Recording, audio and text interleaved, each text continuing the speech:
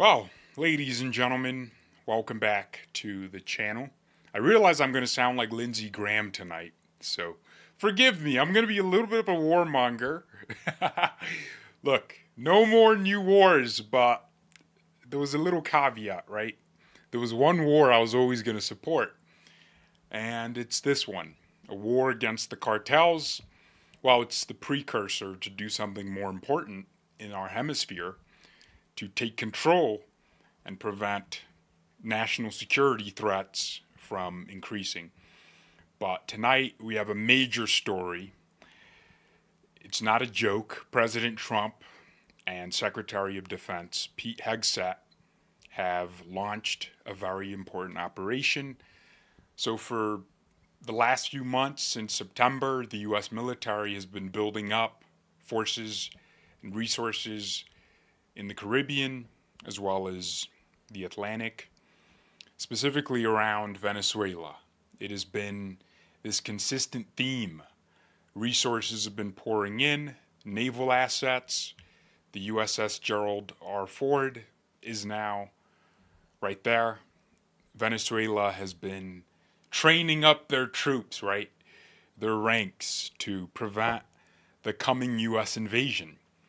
I think something like 12,000 active duty personnel have been deployed to that region, to nearby bases. The U.S. military has also been conducting surgical strikes against boats they say are narco-terrorists bringing drugs into the United States. Actually, I'm not even going to say it's alleged that they are narco-terrorists. I'm just going to agree with the administration because I'm not going to throw the military under the bus. These liberals in these comments, whenever they see these videos saying, what if they're fishermen? We don't know if they're guilty. We don't even know if they're real narco-terrorists or drug traffickers. They don't deserve death. Drug trafficking doesn't warrant the death penalty. That's what they say. I think it does. Because if they're going to, traffic their drugs and kill hundreds of thousands of Americans, they deserve to be wiped off the face of the earth. But I'm not going to throw the military under the bus by thinking that our intelligence officers, the ones that have trained and done this for a long time, who monitor the waters of the world, are just picking innocent people and saying, Mr. President, blow that one up. That's not what's happening. The military is precise. They are surgical. Just because we missed a lot in Afghanistan and Iraq doesn't mean in other venues of warfare we are going to miss. Okay? So it's a very, very important announcement. I'm just going to cut right into it here. Secretary of Defense Pete Hegseth said President Trump ordered action and the Department of War is delivering. Okay, everyone, well, not everyone actually. A lot of people were like, the Department of War? That's crazy. Well, that's what it was named before it got renamed to the Department of Defense by Congress. It's still technically the Department of Defense until Congress changes it. But the executive branch can change whatever they want, right? Whenever Congress appropriates funds, they might write Department of Defense, but it really goes to the Department of War. Today I'm announcing Operation Southern Spear, led by Joint Task Force Southern Spear and United States Southern Command. This mission defends our homeland, recovers or removes narco-terrorists from our hemisphere, and secures our homeland from the drugs that are killing our people. The Western Hemisphere is America's neighborhood, and we will protect it. Inject it into my veins. I love to hear it. I am a huge subscriber, as you guys know, to the Monroe Doctrine, authored by John Quincy Adams. You guys know it means that, the Monroe Doctrine is a set of principles, foreign policy principles, that say the United States will stay away from the world's affairs, but the Western Hemisphere is our playground. It's our neighborhood, and we will protect it from incursions and foreign invasions, from European influences, from Chinese influences, and that's what we're doing. Now look, we have to read in between the lines here, okay? When Pete Hegseth says, we will protect it, let me move myself real quick, because I'm intruding. When he says we're going to protect it, I want you to understand that that means something a little different, okay? we're going to be fighting, and we need a precursor, right? We're going to be overthrowing Maduro, the socialist dictator in Venezuela, and we need a precursor. We need something to justify it to the American public, okay? This is how it works. We do need to do propaganda, right? But the thing is, we are actually protecting the Western Hemisphere by doing what we're doing, but we do need to bring other reasons to escalate, right? You can't just start doing whatever you want to do in Venezuela. You have to find a solid backing, a solid reason, something that the people will support, and then do what you're supposed to do. And then escalate, and then get to overthrowing Maduro. I know, I sound like Lindsey Graham, but this has to be done. There are almost 1 million Venezuelans in the United States, many on temporary protected statuses, who fled Venezuela from communism, socialism, from the insecurity there. Venezuela just, 50 years ago was one of the richest countries in the world, at least in the Latin America region. They were rich. They had oil, and they still do. They have more reserves than Saudi Arabia, than the United States, than any other oil country. They were and are supposed to be a rich trading partner of the United States, but because of socialism, communism, they are a country uninhabitable. The people there prefer to leave. And when we want to send them back, we have a regime in Venezuela that tells us to kick rocks. So we're going to tell that regime, we're kicking you instead. And this is how the world works. Okay? We don't live in La La Land. There are superpowers, and there are countries that are just a level below. And then there are countries that are a level below even that level. Venezuela is one of those countries. I'm not an imperialist. I don't believe we need to go impose our ideas on the Venezuelans. But we do have interest as a superpower, and we have to act like a superpower. We can't have a country like Venezuela, with the wealth it does, aligning with our economic enemy. The Chinese view us as their competitor, in a way as their enemy. The Chinese are spying on us constantly. They don't like how we control trade routes. I mean, the South China Sea is dominated by the United States Navy. They don't like that. So they want ways to get back at us, to undermine our superpowerdom. And that is by aligning themselves with regimes like the Maduro regime. Nicolas Maduro is a vicious authoritarian. And I get it. He's socially conservative. Tucker Carlson, someone I respect, said, Venezuela is a socially conservative country. True, but they're not friends to America. China is socially conservative. That doesn't mean they are friends. And I understand what Tucker was saying, which is these overthrows don't usually go the way we want, or these interventions don't go the way we want. I'd say that's the case for the Middle East, but other regions have certainly benefited from our intervention. Without us, Europe would be doing Nazi salutes. Hitler would have ruled Europe, and Germany would be the superpower in Europe. But we came in and helped win World War II. Without us, they would have certainly lost. Without the United States, the Soviet Union and Soviet influence would have gone across the entire world and dominated the planet, because socialism, communism are very attractive ideologies to people who don't want to work hard, to the masses, for sure. So we have to intervene in certain instances, but other instances we could have avoided, like all the actions in the Middle East. I mean, we're the reason the Ayatollah came into power in Iran. And it's funny because we're now being asked to overthrow the new regime that we caused to exist. The Iranian people elected a prime minister, and we said we don't like him because he doesn't align with us, and we want their oil. We want them to be pegged to our oil regime, our petrodollar. So we're going to overthrow him, MI6 and the United States CIA. We overthrew, and then there was a power vacuum. And then the extremists in the Iranian society, the Ayatollahs, the mullahs, they took power. And now look at that situation. So, yes, yeah, I understand. There are instances, countless actually, of us intervening and it backfiring on us. But this time around, I'm convinced this time it'll work. Trust me. Okay? We are a superpower. We have to have our interest and we have to impose restrictions on what we tolerate around us. Our neighbors cannot be in bed with our enemies. Okay? That's just not possible.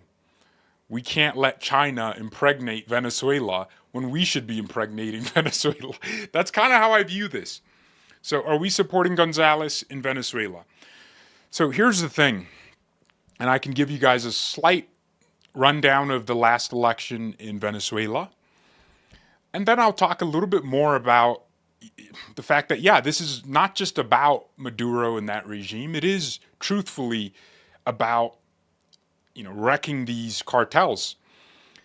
But the Venezuelan election was obviously what it was. It was very reminiscent of the 2020 election. In fact, the things I was reporting on from Venezuela were similar to what Democrats did before the election, during the election, and after the election. Locking up people, deploying law enforcement to entrap individuals. They were doing it.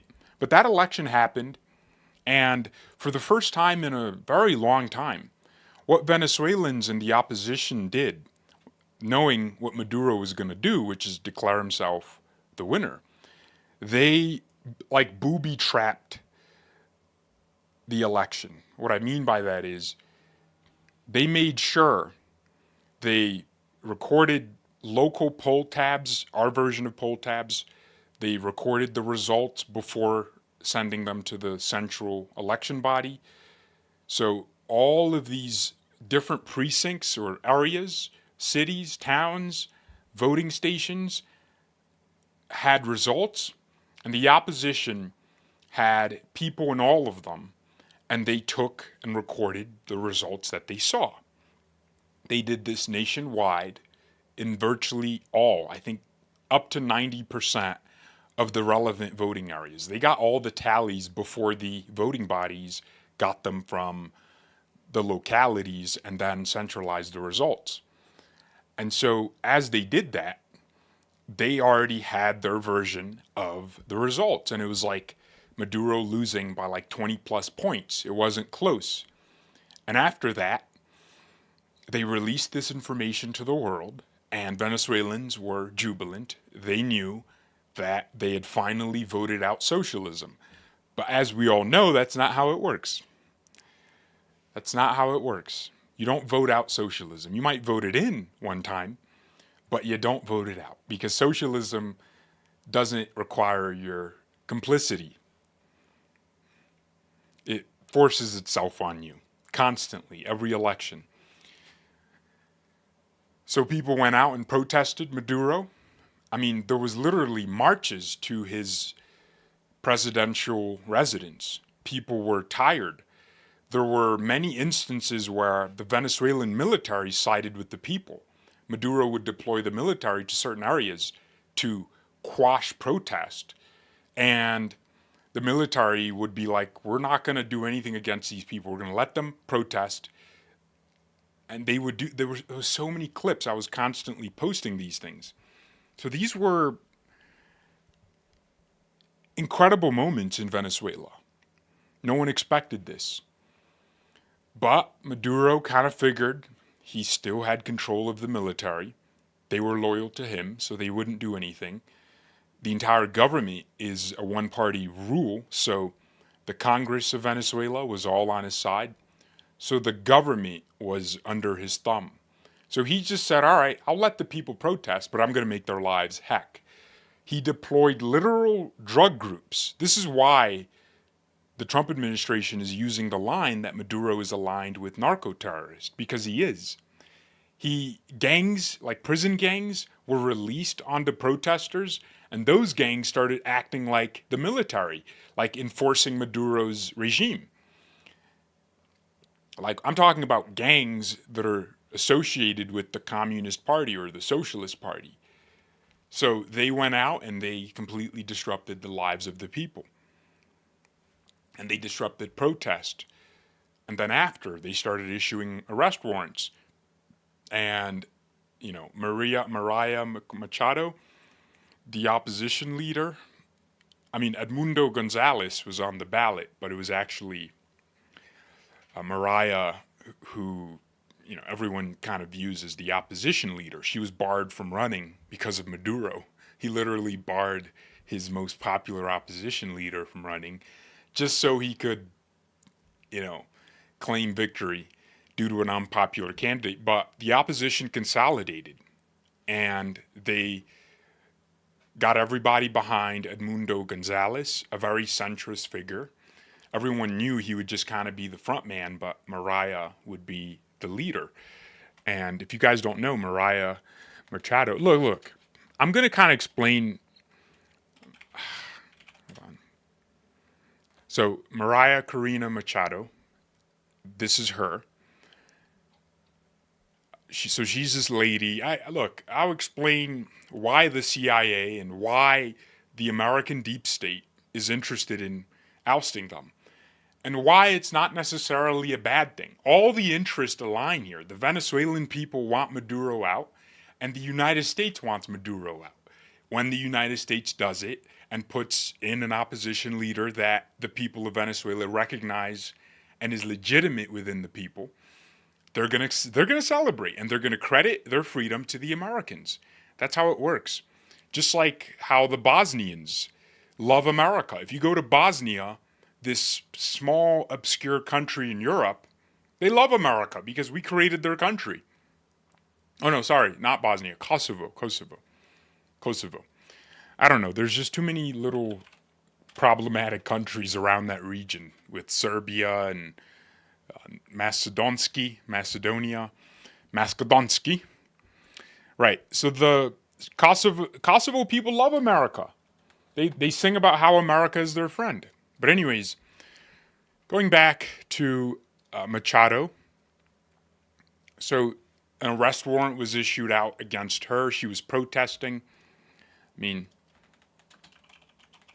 Let's look at some images. I remember this. This is very important. She was protesting that election, going out with the people with a lot of bravery. That's not easy to do. And look at the crowds.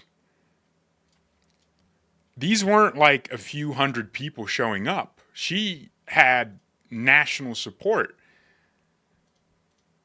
She is like the face of the opposition. If you look at what Venezuela presidential election. So this is what Maduro claims took place, right? Just laugh. Just look at that and laugh. That's all you need to do. Look at that and laugh. Maduro claimed that he got 6.4 million votes, and he got exactly 51.95% of the total vote. And that his opponent, Edmundo Gonzalez, just fell short. He fell short. He wasn't able to do it. He just fell short. He got 43%. Just wasn't able to do it. But Maduro got just enough, just what he needed to win popular support, apparently. So anyways, arrest warrants were sent out. And in fact, what I can do here for you guys, and we're going to be watching some very important clips in a second here, but let me show you guys just the reporting that I was doing on Venezuela last year. Okay.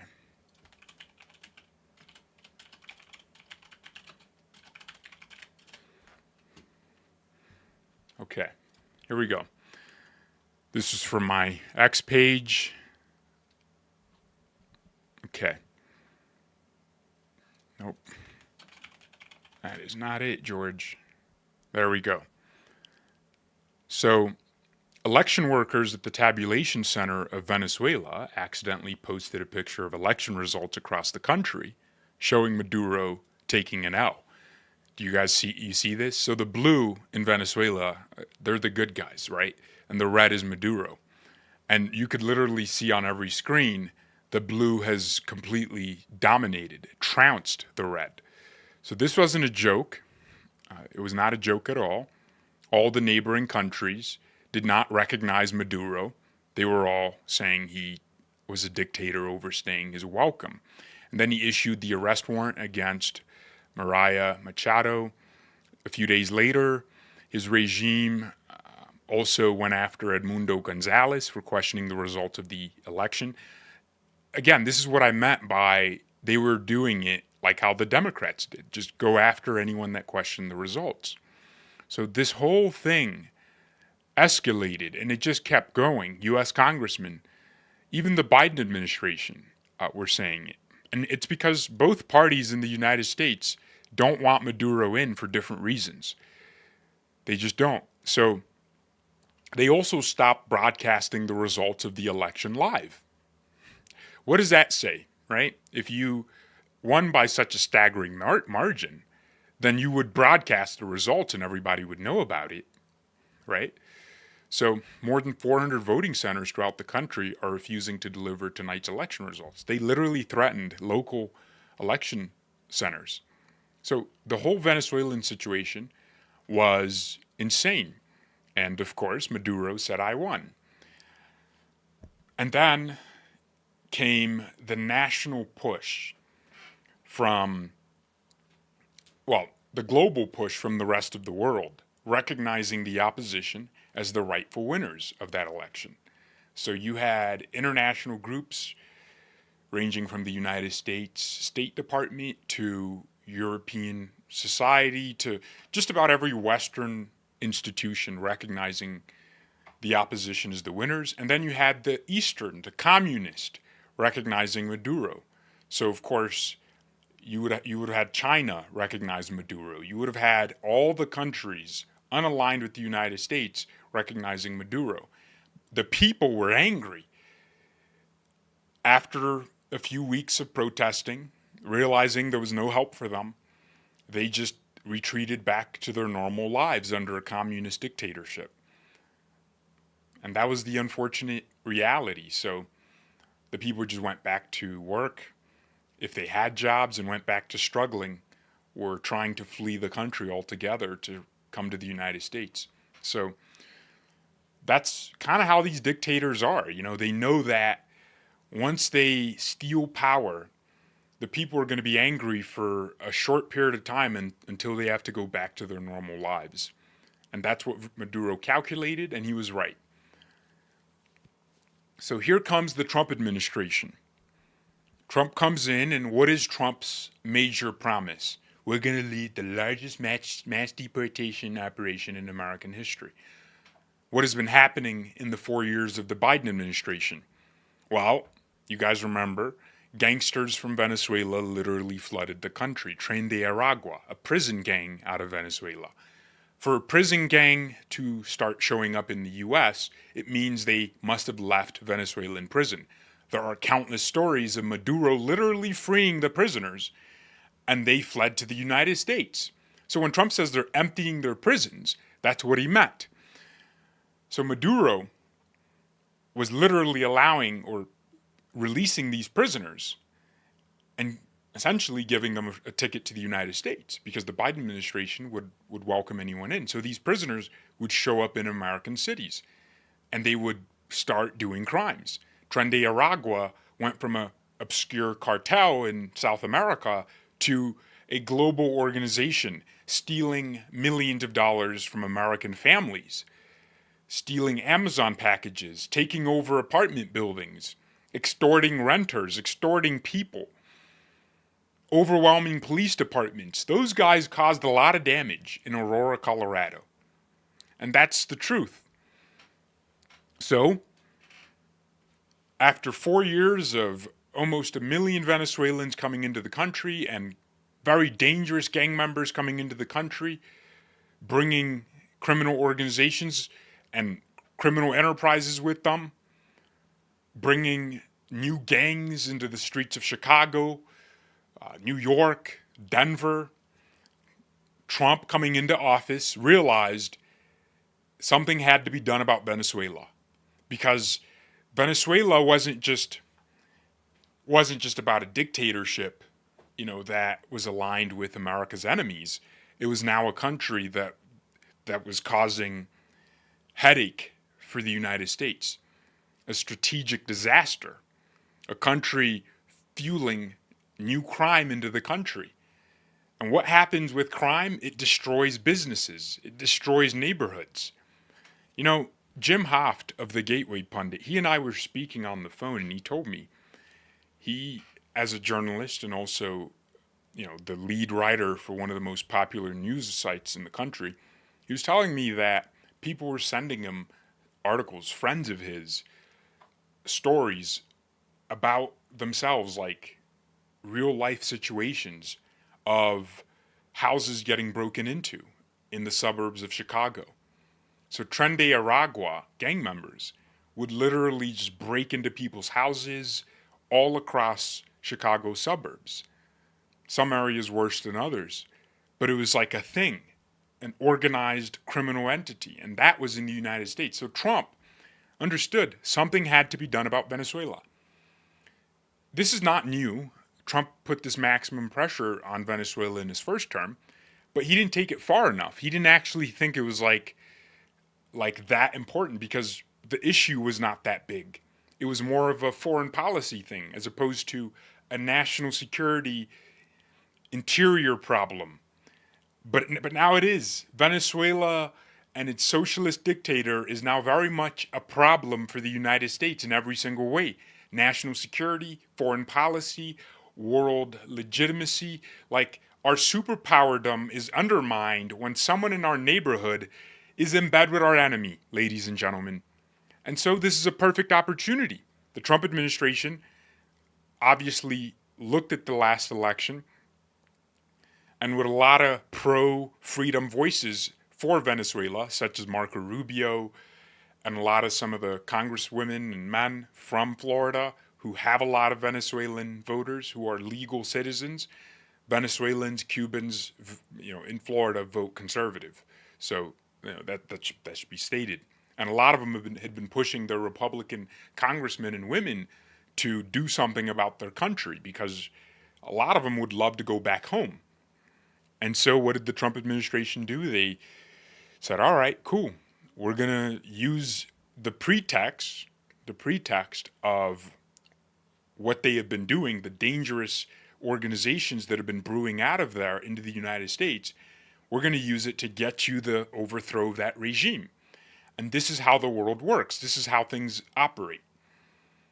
So the chess game is ongoing right now. The pieces have been laid, and now they're moving. I mean, just today, another strike after the announcement of Operation Southern Spear. 4 people, they say 4 killed. Like, come on, just 4 drug dealers. Just say that. That makes it 80 that have been wiped off the face of the earth since early September, when the Trump administration decided to take it seriously. They declared drug cartels foreign terrorist organizations, meaning the president had power to take care of them without congressional approval. So that's how he's able to do this. So they struck once more. Operation Southern Spear, ladies and gentlemen, is a go-go. And it's the 20th known strike.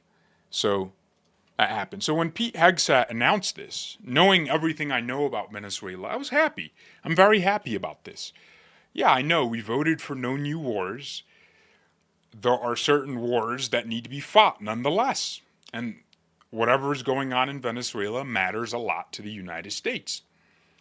I would love Venezuela to be a trading partner. They have the potential to be one of the richest countries in the world if they had a capitalist leader like Maria Corina Machado ruling that country. Instead, they have a dictatorship, a communist dictator who does not want to give up power because he's a socialist, and that's what they all do. He's from the same school as Zoran Mamdani.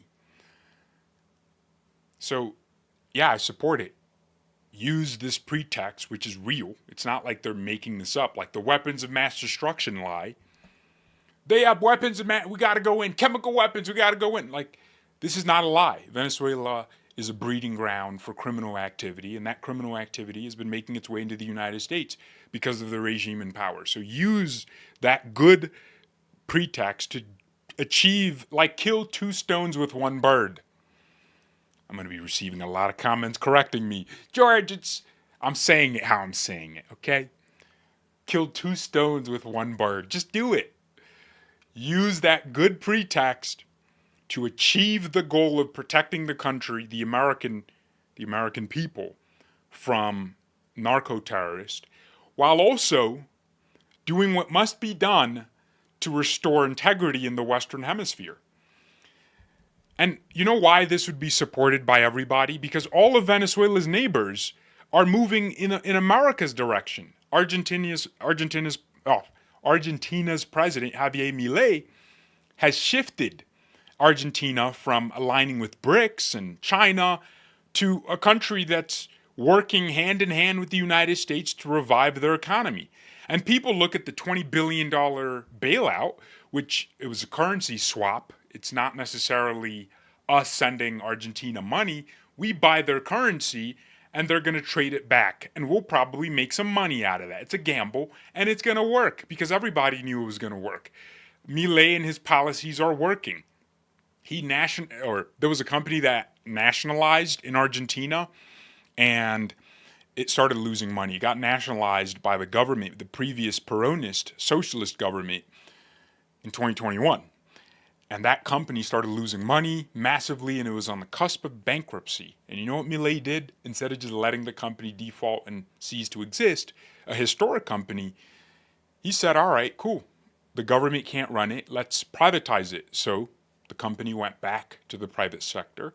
And now, for the first time in 5 years, has made a profit. From last year's January till September, the company made $200 million after losing 60 plus million in the same period it was nationalized by the government. What does that tell you? So all of Venezuela's neighbors are aligning more with Americanism, with capitalism, with free open markets, and Venezuela is like the last one standing. And they're aligning with us through elections. Chile is going to kick out their socialist president right now, and they're going to elect some guy named Cast, who is they call him like the Chilean Trump. Ecuador, similar. Honduras, the people are on the verge of perhaps kicking out their Marxist leader, Xiomara Castro. El Salvador is a country ruled by a right-wing authoritarian, Nayib Bukele, a brilliant leader who prayed to God to help him defeat the same drug cartels the Trump administration is now warring after. So this whole entire hemisphere is shifting their views towards favorability to America. And so I'm pleased with this development. Very, very pleased. Okay, here's what Secretary of State Marco Rubio had to say to Europe, because Europe is now intervening. Remember, the Monroe Doctrine is all about saying, hey, Europe, focus on your affairs. We'll focus on our affairs. We're not going to intervene in Europe. We're going to focus on America. Well, Rubio is saying the exact same thing. This administration clearly subscribes to the Monroe Doctrine. The European Union gets to determine what international law is. What they certainly don't get to determine is how the United States defends its national security.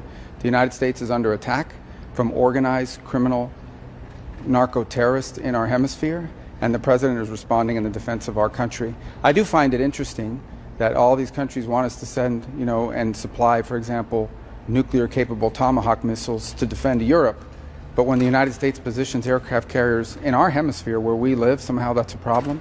So I would say that the United States and this president has made very clear, his job is to protect the United States from threats against the United States, and that is what he's doing in this operation. There we go. Operation Southern Spear. I love it. I absolutely love it. Okay, so that's Rubio saying Venezuela is in the Western Hemisphere. Well, not Venezuela, but all the things we're doing are in the Western Hemisphere, and we're allowed to do them because it's our hemisphere. And he's calling out a very important hypocrisy. Europe wants us to send aircraft carrier groups, strike groups, across their continent and around their shores to help them hedge against Russia. But when we want our hemisphere to be secure from drug dealers, they're saying we're like imperialist. The UK is like cutting off intelligence. First of all, when have we ever relied on the UK for intelligence about the Western Hemisphere? What? They might have like one or two islands they still control around South America, but what are they? They're not really in the game like that. We're the top dogs here. Okay? We're the Top Gun Mavericks. We do what we do. So it's crazy. Like the Europeans are trying to tell us how we're supposed to secure America's safety. They don't have to worry about drug cartels like we do. And people think these drug cartels are like, for whatever reason, like amateurs. No, these are professionals. They dig tunnels. They dig tunnels, ladies and gentlemen. They control politicians in Mexico. Mexico's government is run by the cartels. The reason the cartels can never really just have a cartel president like who literally says the cartels are great and we need to protect our cartels is because the moment a country just willingly endorses criminal activity, other countries in the world will want to fight against that country, right? So everyone knows that the cartels will never quite allow a president that is free enough, like in Mexico, to do the right thing, but they're not going to just get a puppet, a full-blown puppet. So they'll allow a president like Claudia Sheinbaum to kind of do the bare minimum. Like she's allowed to do rhetoric against the cartel, but she can't really oppose them because the moment she does, pow, that happened. Like the cartels run Mexico. Essentially, they run it. They tell the politicians what to do. So, I love that from Marco Rubio. That's how he should have answered that. And now, here's what's going on in Venezuela. So, as the Secretary of State, not Secretary of State, I'm tripping, Secretary of War, Pete Hegseth, announced the operation, literally an hour later, the Venezuelan officials went into a panic because they know what this is about. They know that their days are numbered. A lot of stories have actually been coming out saying the Venezuelan officials are willing to like surrender essentially, like in exchange for some kind of immunity, they're willing to just give up power. But here is their foreign minister. The U.S. administration is the aggressor by militarizing the Caribbean region and threatening the Venezuelan people. So that's their foreign minister. And then they say, we reaffirm our commitment to Bolivarian diplomacy for peace and our legitimate right to defend our sovereignty. Bolivar, or Bolivar, however you say that name, literally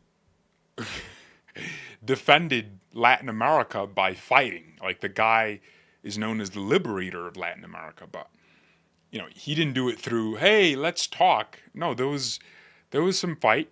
There was fight.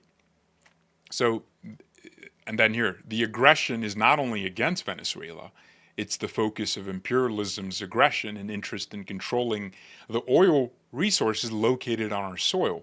what is being orchestrated is an aggression against all of humanity. I want to focus on this for a second because anytime the United States seems interested in doing anything good or bad, people say it's about oil.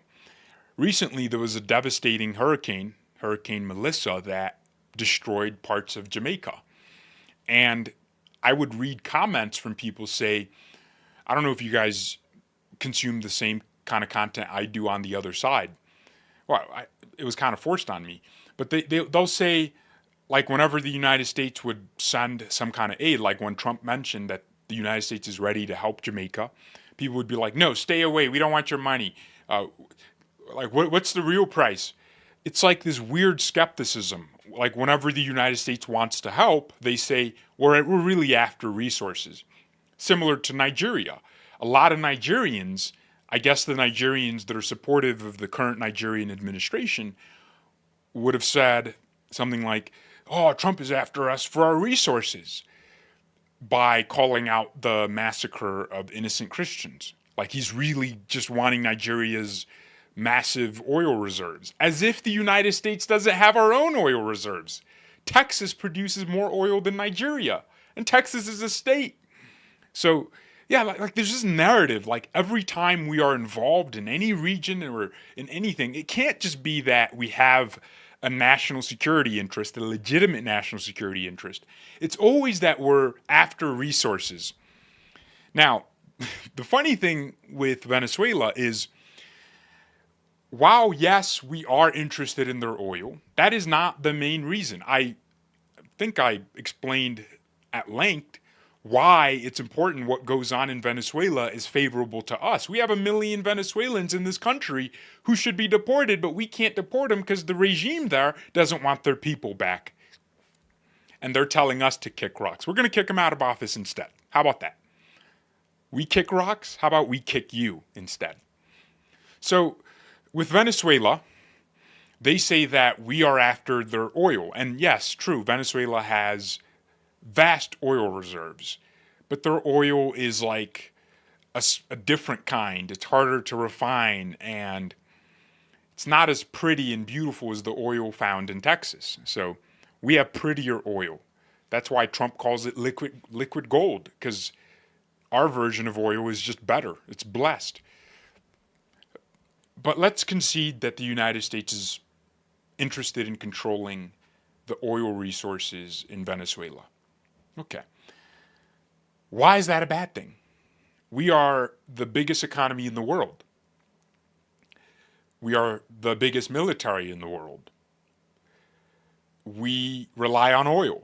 We have a lot of it. And it's in our economic interest for countries that have oil to subscribe to our way of doing oil, to extract a number that we are comfortable with because we don't want to overflood the market and kill our industry. That's why there's a thing called OPEC, and they control how much production occurs, although countries have a lot of leeway and they can produce as much as they want. But there's only so much, that can happen in a single day. So we, of course, are interested in oil. We're interested in having our companies set up refineries in Venezuela. But why is that a bad thing for Venezuelans? Because it's not like we're going to take Venezuela's oil and steal it if we were to actually, do something like that. It's not like we would take it and, just steal it back in pipelines. That's not how it works. The way we would benefit from Venezuela's oil resources is for American companies to be entangled in the country economically, to have the American oil and gas industry players, Chevron, ExxonMobil, the big guys, the big guns, to go out to Venezuela and invest in Venezuela. And you know what that does? It creates jobs for Venezuelans. It creates jobs for Venezuelans and income for American companies, which creates jobs in the United States. Everyone wins in that instance. So wouldn't it be like a good thing for Venezuela to think about cooperating with the U.S.? Think about the recent trade deal with Australia. The United States is in a vulnerable position when it comes to rare earths. China dominates the market. They effectively have a monopoly. So what do? We said, all right, Australia, how about we invest in your country and try to extract these natural resources you guys have, these vast deposits you never develop, we'll have we'll decentralize from China, so we'll have alternatives to Chinese minerals. But then you'll get huge investments in your economy. That's a win-win for everybody. The United States wins because we get to control or have better control of our supply chains. And it helps us with trying to reshore manufacturing in the country by having alternatives. China can't just turn off our ability to do anything. And it helps Australians because we get to invest billions of dollars in their economy. And that creates a better standard of living for the employees that benefit from that money. And that's how it works. So I don't know why, like, oh, the natural resources. No, we want Venezuela to be rich, okay? Because we want Venezuela to buy American products. And as long as Venezuela is controlled by a socialist, it will never be rich. And that's going to hurt the United States. We need as many trading partners, especially in our hemisphere, as possible. Someone said, Elaine Lund said, thank you for your great channel and entertaining, intriguing commentary. Are you guys having fun with me just blabbing on about Venezuela? I'm actually passionate about this issue. Like, I do actually think this is one of the most important things Trump is doing. Like, he's not just, doing something, that is, random. This is an important action. Okay. What is at stake continues, or Yvonne Gill continues, the Venezuelan foreign minister. What is at stake in Latin America and the Caribbean is stability and world peace. Because the Caribbean is being violated with U.S. military assets, today they are deploying warships and specialists in death and assassination, nuclear submarines, and deadly threats with aircraft carriers that have a great destructive capacity. Yeah, great, thank you. But yeah, he knows it's coming. So I think I'm going to try and make a lot more content just updating you guys on Latin America because it's really important. Okay, think about this. If Trump wants the United States to absorb manufacturing again, he wants us to have a majority of the semiconductor industry, which we used to have. But stupid policies under Republicans and Democrats in the past gave everything up to China. I like Richard Nixon. He was a great president in many ways, but he opened us to China. He allowed China to, well, he wanted to do it to hedge against the Soviets, which understandable, but come on. Like us opening up to China in trade and starting to create relationships with them literally made them what they are. And Ronald Reagan continued that opening by giving them tremendous access to U.S. markets. And they started dumping their products into this country. And then presidents subsequent to that continued the same trend. And then Trump came in and said, this is bad. 40,000 factories closed down in the United States since China got introduced into the World Trade Organization, since we lessened trade barriers on Chinese products. Our steel manufacturers are suffering. U.S. Steel had to get a bailout from a Chinese steel company, Nippon, just so they could survive. U.S. Steel, a company named after the country, was suffering because of what other countries are doing and are allowed to do in our markets. China was allowed to make cheap steel with cheap labor and dump it into American markets. And that hurts American workers, American steel workers to be specific. And what it does is it makes us reliant on China. So we hurt ourselves. And so Trump came in and said that's just bad because we're heading into an AI age. All of this connects. Everything connects. We're going into an AI age where young people who were told by Democrats, hey, instead of being a coal miner, if you're going to lose your coal mining job, learn to code. Well, those young people took that advice, Millions of them went to college, learned to code, and now AI can spit out code in seconds. You go ask Grok or ChatGPT, hey, make me a website that does this. Make me a video game that does this. Make me an app that does this. And it'll give you whatever you're thinking about in like 30 seconds. Those young people have been essentially kicked out of the marketplace in the coding industry, in the technology industry, by AI. Accountants are going to be replaced by prompts using artificial intelligence. Why would you pay someone to do your taxes if you can just upload everything to an AI and it'll do everything like that? So a lot of jobs are under threat. Jobs that used to take 5 people to complete will now require one guy using AI. And that means 4 people are unemployed. So Trump understands that, and that's why we're losing jobs. And look, the administration doesn't want to admit it. We are bleeding jobs. Amazon is replacing a lot of people with AI and robots. And that's the problem. We have AI and robotics, and they're advancing at the same pace. Robots are willing to do or are able to do things at 10x the speed and at a high accuracy as well. And the economy is losing a lot of jobs right now.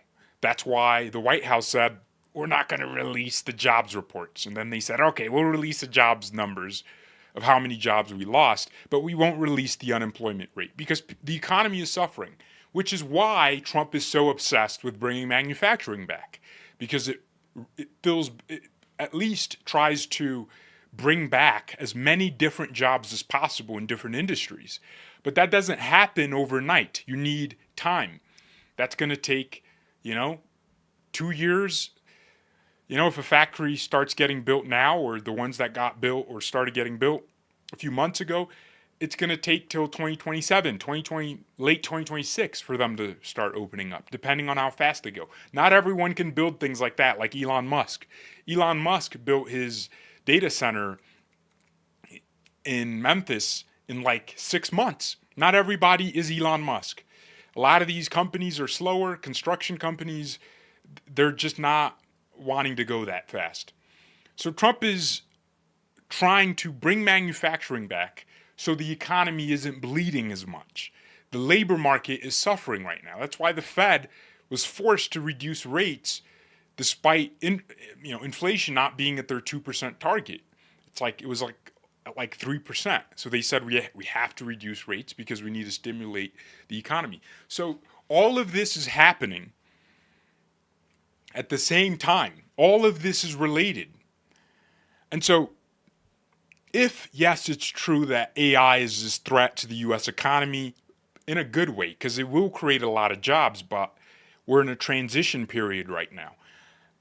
People don't know how to use AI for themselves, and companies are trying to figure out what it means for them. Our capital class is still very much trying to figure things out.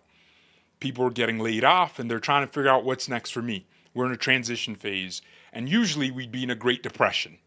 We'd be in a depressive period where there's no GDP growth. But because of AI and all these things, GDP growth is actually growing. So the big tech players clearly think, the high IQ Silicon Valley dorks, they believe that all of this will pay off and people aren't going to be broke and there's going to be a lot of jobs. So they believe that. And they also are betting in the administration. That's why they're pouring so much money in.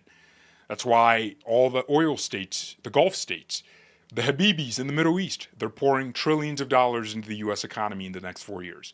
They believe that whatever Trump is doing will result in them winning and getting a return on their investment. They believe in the American worker. So there's a lot of different moving parts here. So if it's true that AI is this unknown quality and quantity, no one knows what it's going to do, how bad or how good it's going to be to the economy. If it's going to be like the internet where it opens up opportunities or closes opportunities, people are still trying to figure out. If it's true, then it's up to the U.S. president to do everything in his power to protect the country's industry and its national security interest. Also, going back to my previous point about manufacturing, if we are going to become that manufacturing country again, where we hold a significant market share of all these things, whether it's semiconductors, automobiles, or whatnot, batteries, right? We're going to get a huge battery market share because we don't have any right now. And whatever we get, we now, become a player. That means we're going to be making a lot of products that we just can't consume by ourselves. So we need other rich countries to get those products. The problem in Europe is they are trying to do multiculturalism. Right? Europe and the United States have similar immigration problems. But the difference is there's an expectation for foreigners in the United States and everybody that comes in to assimilate to American culture. Right? There's a difference. And in Europe, they're trying to do this la la land where everybody can practice their culture, right? The Muslims can do Sharia law in Stockholm. The Somalis can practice their clan warfare. It's like they're trying to do actual multiculturalism, whereas the United States is a unitary cultural society that just happens to have a lot of people practicing the same culture. And so that's why the problems aren't really quite the same just yet. So Europe is going to be broke because they're going to collapse. A lot of European economies are collapsing. Germany does not have enough young Germans who are replacing the boomer generation that is now retiring. The people that started working at, the Porsche dealership, manufacturing plants and all these things, well, they're now retiring. And the doctors and engineers from the third world countries aren't really doctors and engineers. They're just coming in to take the welfare and send it back to Syria and Turkey and all the other Middle Eastern countries. So they're not necessarily contributors. It's going to be up to the young Germans, except there aren't that many of them because not many babies were had because, the world, the West, spent like 30 years talking about overpopulation when there was a population decline crisis. And now they're realizing that, and it's a little too late. Because if a woman has a baby now, it's going to take 18 years for that baby to be useful in society, or I shouldn't say useful. Every child's useful, but I mean useful to the marketplace. And so now these countries are like, what do we do? And the only option they can turn to is importing a bunch of foreigners. But those foreigners don't hold Western views. They don't believe women are people. Like some of them believe they're second-class citizens. And it's like, when you bring all of that together, that's bad. Now, if Europe is not going to be as rich, that means they're not going to consume as many American products. So it's up to the U.S. president to artificially create states and countries and economies around us, neighbors, that are able to buy our products and buy them good. Okay? We need Argentina's we have to bail out Argentina now so they can buy from us in 10 years, 20 years when their economy is back. We have to bail them out. That 20 billion is going to be 2 trillion in trade in the next 50 years. They're going to be buying from us like never before, ladies and gentlemen. Because if Germany can't buy from us, then the salsa dancers in Colombia have to. So this is why it's important what happens in Venezuela. Because we need Venezuela to be rich for our own good. The U.S. stepped in with the Marshall Plan after World War II when Europe was wrecked by Hitler because we realized, well, we need a hedge against the Soviet Union, and we don't have that hedge. We don't have that protection when Western Europe is a dump. Western Europe looked like anywhere else in the world. It was destroyed by all the fighting. And the United States said, all right, we're going to literally send foreign aid to Europe. We're going to have to restart their economies. We're going to have to fuel their institutions so they can get up on their own 2 feet. And guess what? It worked, right? Because Europe did hedge against the Soviet Union and helped us defeat them. And that meant a world that was more prosperous. This is the problem. A lot of people aren't appreciative of the things the people in the past did. The people that decided to go against the Soviet Union to protect America, in my opinion, did the right thing. They didn't always do it the right way, but they ultimately achieved the right good. This is why I'm saying, even though I, on principle, do not want us overthrowing foreign governments, in practice, it has to happen sometimes. Nicolas Maduro in Venezuela is a threat to American security and sovereignty because he's allowing China into our hemisphere, and that's a problem. Same thing with Cuba. Okay, I think Cuba should not be aligned with Russia and China. It's disgusting. They're like that close to Miami and they're in bed with our enemies. So I think, I'm so happy with the way the Trump administration is going about this because they're using the right pretext. Every war needs a pretext, right? Whether it was Iraq with weapons of mass destruction or Afghanistan with we need to now fight the counterinsurgencies and all of that stuff. Every war needs a really important pretext because you have to sell it to the public. And I'm not saying we're going to war, we're really not. Like, if we wanted to, we could do whatever we want with Venezuela within a week. I know they've used this. It's going to be fast, and then it's like 10 years later. But just one more year. No, I'm not going to do that. But what I am saying is, we are going to be surgical in whatever we do. And Trump promised no new wars, so I don't believe we're going to be fighting new wars. The reason all these assets are getting deployed there is to make it fast, to make it quick, and it has to happen. So. I have one more thing that I have to share with you guys.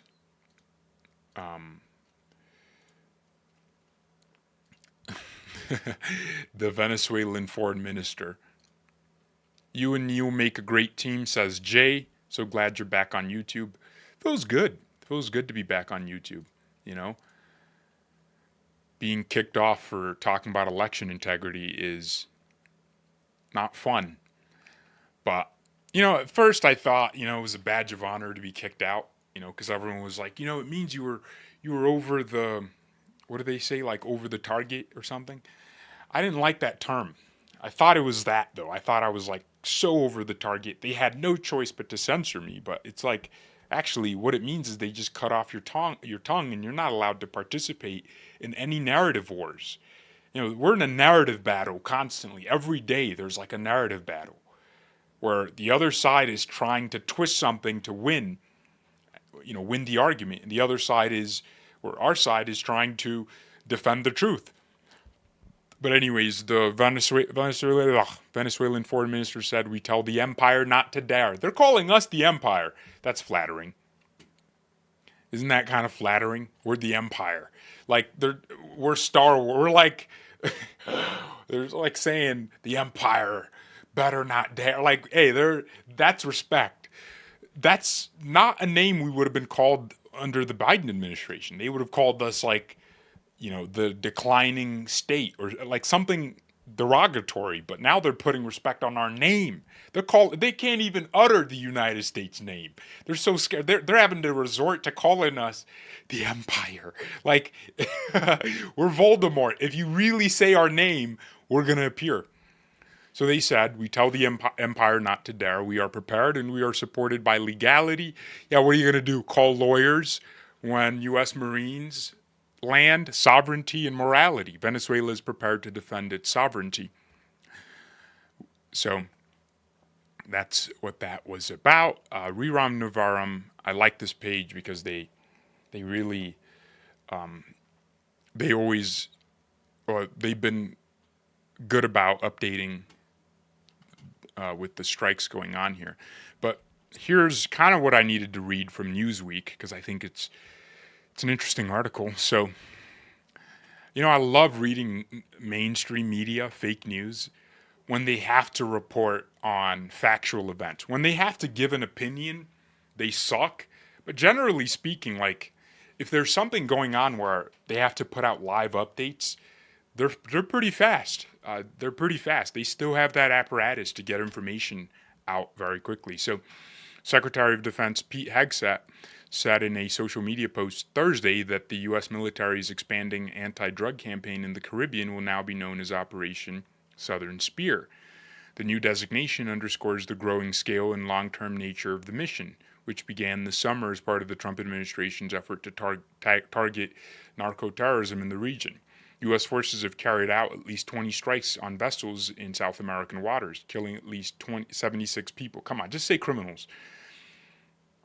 Okay, the operation will include nearly a dozen Navy ships and about 12,000 sailors and Marines positioned in the area, following the upcoming arrival of the USS Gerald R. Ford.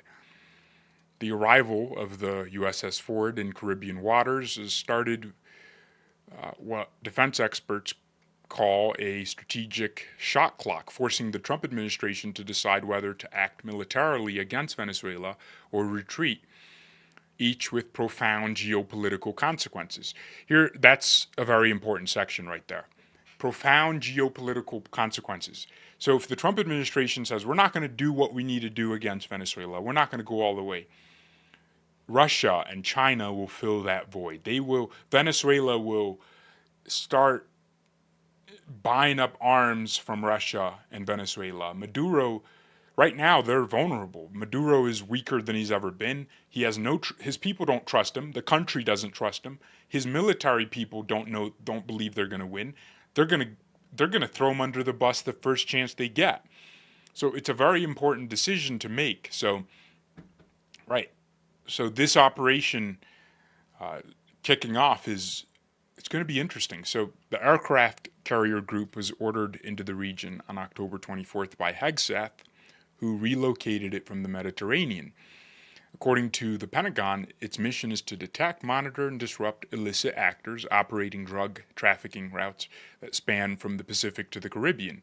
But the scale of the deployment and its proximity to Venezuela have signaled a broader intent. Yeah, of course, and that's kind of what we've been talking about. Like, it's not just about the, narco-terrorists. It's also important to do what we got to do in Venezuela, boys. We're going to Venezuela. We're going to war. U.S. officials have long accused Venezuelan President Nicolas Maduro's government of cooperating with drug trafficking groups and corrupt security forces. This is true. Allegations Maduro denies, we don't believe him, and dismisses, we don't care, as a pretext for Washington to weaken his regime. The operations began in the southern Caribbean near Venezuela's coast, but have recently shifted to the eastern Pacific, where U.S. forces have targeted boats off Mexico. So it's an all-out operation. Hegseth's announcement comes after President Trump on Wednesday received updated military options for potential operations in Venezuela, including possible land strikes. No final decision has been made on land strikes. The Trump administration, backed by Secretary Hegseth, has defended the strikes near Venezuela as part of a broader campaign against what it calls narco-terrorists, right? Of course. Rubio already said this and what people are saying. So there's no strategic rationale for sending the force to the region unless it's intended for use against Venezuela. The shot clock is now running. This carrier can't just sit idle. Exactly. They'll either need to act or redeploy it, and pulling back would amount to backing off. Exactly. You think Donald Jaquarius Trump, is going to be that guy to back off? I knew Trump would bomb Iran. The moment they gave him those plans and said, Mr. President, it's going to be the coolest thing ever. And he was like, we have to do it. We're going to be the first president to bomb Iran. Like, you know how he thinks. He's going to be like, oh my gosh, I'm going to be the president that finally frees the world, this hemisphere, from the terrorism of Nicolas Maduro. Oh, I am thirsty, man. He continued, the Ford is too powerful a capability to just sit in the Caribbean and do nothing. They'll probably run some exercises, but it won't be able to sit there week after week, right? Elizabeth Dickinson, the International Crisis Group senior analyst for the Andes region, told the Associated Press, this is the anchor of what it means to have U.S. military power once again in Latin America, and has raised a lot of anxieties in Venezuela, but also throughout the region. I think everyone is watching this with sort of bated breath to see just how willing the U.S. is to really use military force. There's nothing that an aircraft carrier brings that is useful for combating the drug trade. I think it's clearly a message that is more geared toward pressuring Caracas. Venezuelan defense minister Vladimir, that's an interesting name for a guy in Latin America. Vladimir Padrino Perez. There we go. Or Lopez. Okay, good. Padrino Lopez. Okay, we're back to Latin America. This name is like bi-continent. It's bipolar. You got Putin, and then you got like Jose at the end. It's weird. So he said Tuesday that troops, civilian militia members, police officers, and ruling party organizers will be mobilized for a training exercise to protect the country's airspace. His announcement was broadcast on state television from a military base in Caracas, where he stood beside a surface-to-air missile system, though no training activity was visible elsewhere in the capital. Did you guys read that? Ruling party organizers. Yeah, door knockers for the Communist Party of Venezuela, the Socialist Party of Maduro. Maduro's Socialist Party door knockers. Can you imagine? Imagine going into like the Republican Party asking Republicans who vote and door knock and organize for campaigns, hey guys, we're actually going to be training to fight a war. That's how bad. Isn't that an indictment on socialism and what it has done to Venezuela? A country that was rich and on its way to being on the level of the United States in terms of economic power, can't even conjure a military force. They're relying on civilian militia members, militias, like calling up the Proud Boys, like, hey, y'all want to fight? That's what they're doing. This is the equivalent. They're calling up the NYPD, the Caracas Police Department. Hey, guys, do you want to fight like the Empire? Like it's Star Wars? Yeah, we'll give you some lightsabers. Okay, there's going to be lasers, of course. We're going to have to just, like, this is where that's socialism for you. They are so unbelievably unequipped to deal with the American empire. This socialist la-la land, if socialism cannot create a country that can defend itself against foreign invasion, it has failed. Capitalism says, look, the government can't do anything. So we have 50 companies that create all the bombs, missiles, and cruise missiles, the hypersonic missiles, the submarines, the defense ships for the strike groups. Like, that's capitalism. Capitalism creates a ferocious military force because capitalism and the interest of capital is to keep capital flowing. And the thing that could prevent that is a destruction of a capital society, of a capitalist society, country, nation. So capitalists are interested in national defense. Socialists say the world is our oyster. Like, that's their world. The world is our oyster. We can do whatever we put our mind to. That's socialist. And then that leads to the creation of a state that is incapable of defending itself against the American empire. Anyways, that's a problem for them. But yeah, Venezuela is active. They are moving fast to mobilize ruling party organizers against U.S. Marines. I'm convinced Trump doesn't even have to order like strikes. I think so. They're escalating this, of course, with the announcement from Hegseth. They're taking this to that next level, and we are essentially doing what we've been, training and bringing resources up to do. So this is just that escalation we're seeing as we speak. But when it comes to the Maduro regime, we're going to wreck the narco-terrorist easy. When it comes to them, it might be easier. Because all these stories have been coming out from Latin American news sources saying members of the Maduro government are willing to compromise or give up power in exchange for immunity. Because what happens after the opposition takes power is they're going to put Maduro in jail. So Maduro is like working around on backroom deals to perhaps send him to exile somewhere nice. Like, that's what they're making plans for Maduro going into exile, fleeing the country. Because the very moment Maria Corina Machado takes power, he's going to be in serious trouble. So I think it might be easier than we think. Maduro's just going to have to go, all right. Someone in his camp is probably thinking, what if I just give him up, give information to the United States that implicates him, and get my 50 million. Because remember, this is how this whole thing started. We placed a 50 million bounty on his head, which was a way to stoke factions within his own government to betray him. That hasn't worked so far. I don't know how it hasn't worked.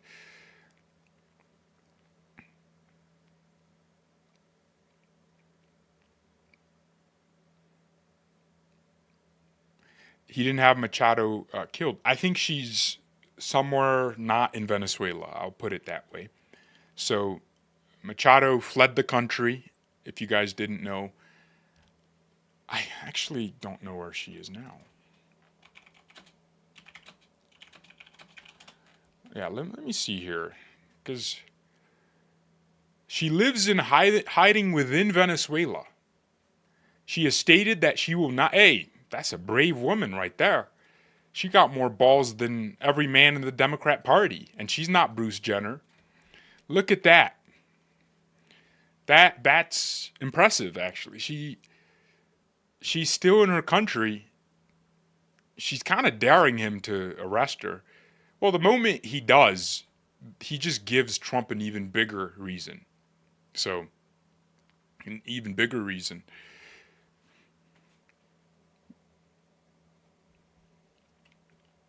So this is interesting. So she stated that she will not leave the country, but she's in hiding due to threats from the government. Right, they have an arrest warrant out for her. They want to charge her with treason because she protested the election in 2024. Which other party in the world, in any country in the world, would do such a thing? Lock up their political opponents for questioning elections. Who would do that? It's almost like he's looked at what Democrats in the United States did and said, all right, it's so crazy. We went full circle. Communists are now copying Americans. How crazy is that? Like Democrats in the United States. So, man, she did dedicate her Nobel Peace Prize to Trump. I don't know why she won it. I guess she did it because she was like fighting against a dictatorship and whatnot. But, this is what the point I was going to make earlier, and now I can touch on it. Why would the US CIA, the deep state of the United States, and when I talk about the deep state, I mean the intelligence apparatus, the CIA, the NSA, the DNI, why are they interested, these people, why are they interested in taking out a guy like Maduro? Okay, and why would a Lindsey Graham be interested? Or why does it seem like everyone's interest aligns? As a subscriber to the Monroe Doctrine, I support this, and I also support it because it's good for America.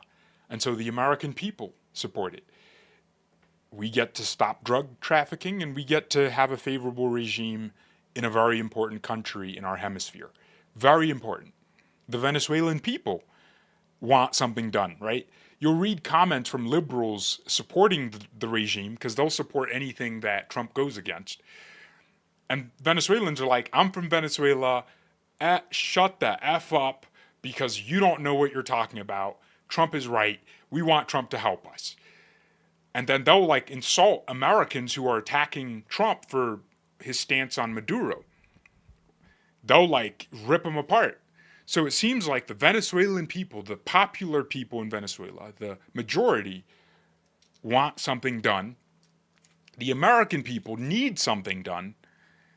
It's politically great because we have factions in American cities full of Venezuelans who want to go back home. They don't want to live in the United States they want to go back to their rich country, to their families. And so why does everyone's interest align? And why does it seem like the CIA is on the right side of history for once? And that is exactly why they're on the right side of history for once, because they see an opportunity to impose their neocon views. The CIA is a neocon institution, as in they like making wars. Okay, they like stoking divisions in foreign countries. if it means the U.S. military industrial complex gets to make a few more bombs and bullets. They love it. They enjoy that.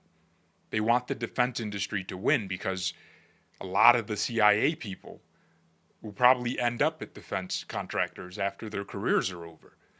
So for them, it's important to just have conflict in general. But that's why. That's why their interests align. And just because their interests align with the interest of normal people doesn't mean normal people need to question their interest. Just because you agree with like some Democrat on something doesn't mean you need to now be like, oh my gosh, am I a Democrat? No, it just means on that thing you agree with them.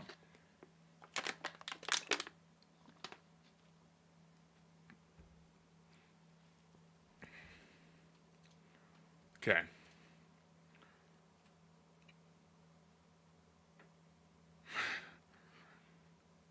George, they might be listening.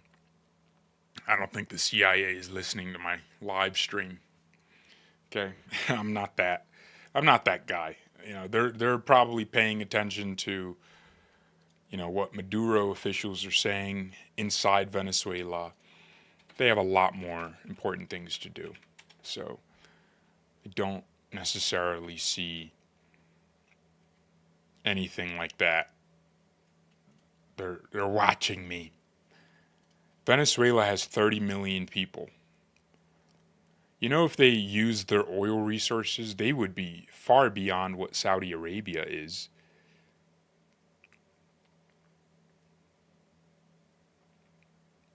So, yeah. This is going to get interesting, and I'm going to try to keep you guys as updated as I can. Someone said oil. Look, if it's ultimately just an economic thing, it's still good. Look, it's gonna, but I don't like it though. Like when people just make everything out to be like this simple equation: 1 + 1 is 2, and that, therefore 2 - 1 is 1. It's like, okay, cool. I understand that's how you view the world, but yes, it's partially about the economy, right? About Venezuela.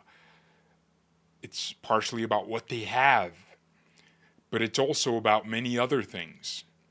And so, yeah, we'll get the oil, but again, people just think we go in there and we like suck up the oil and we like steal it literally like in barrels and bring it to the United States, and then that's not how it works.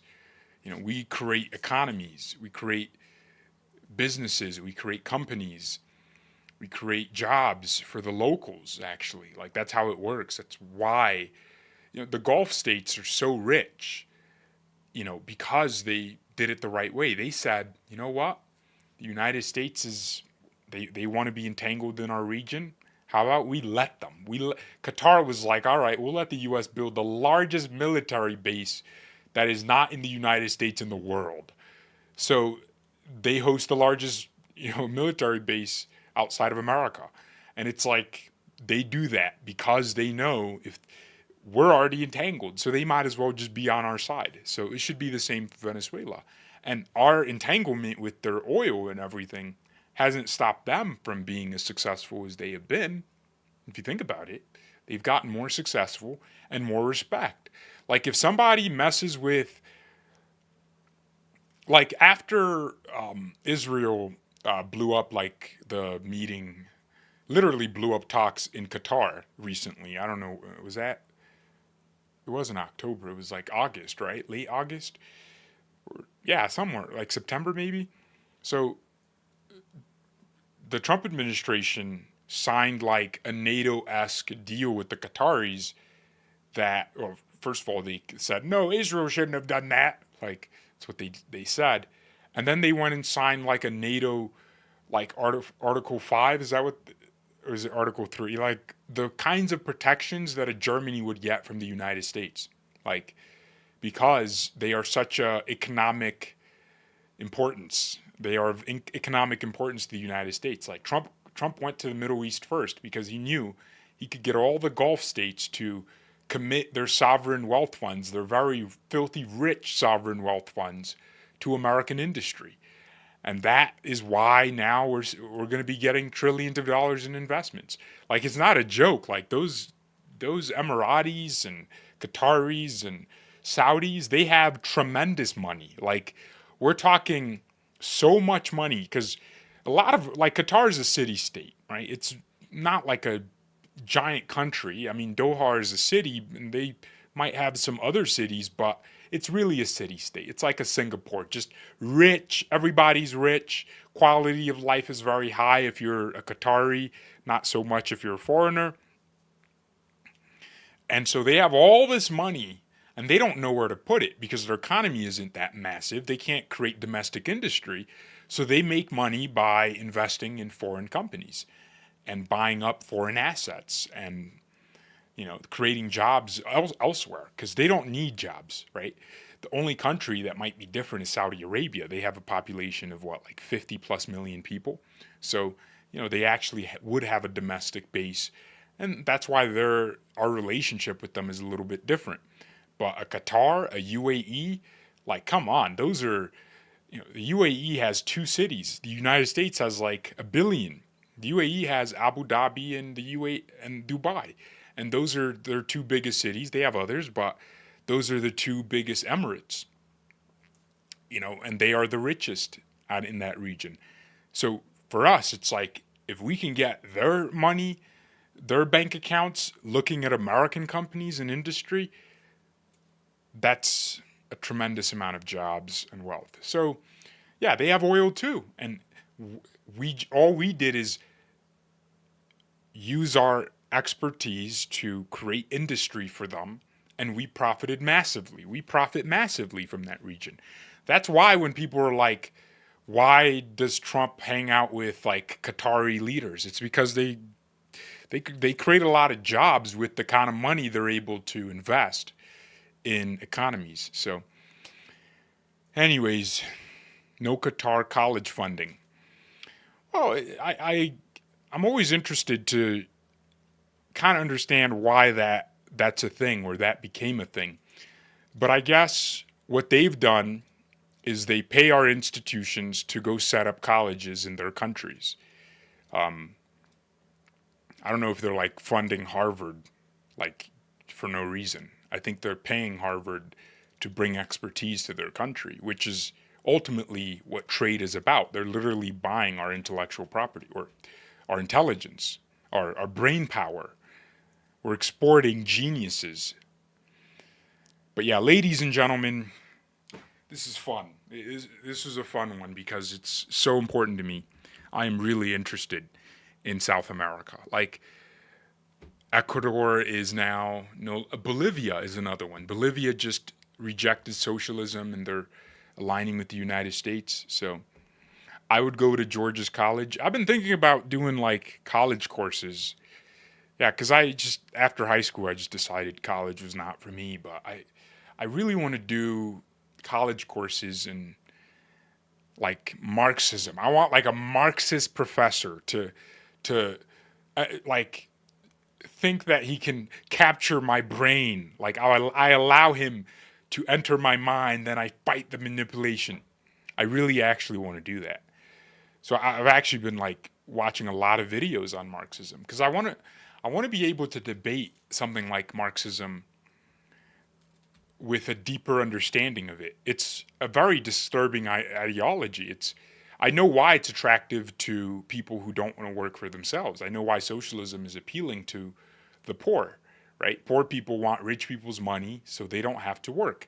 I understand that, but I need to understand the technicalities of it, because if I can break it down in a very compendious manner, in a compelling way, people might change their minds. But anyways, all right.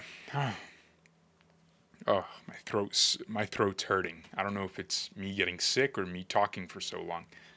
Someone said, George, no.